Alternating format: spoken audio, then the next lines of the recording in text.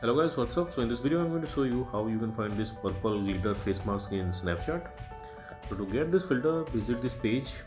Link to this page you will find in the description box below. Here you will see this snap code. This is the snap code for the filter. If you are browsing this website in your laptop or PC, you can just scan the code with your Snapchat mobile app. If you are browsing this website in your mobile, just tap on this filter code and open with Snapchat. You will see unlock for 24 hours. Tap on it and your filter is ready. So that's it guys. Likewise you can get this filter on Snapchat. So thanks for watching the video guys. See you in the next video.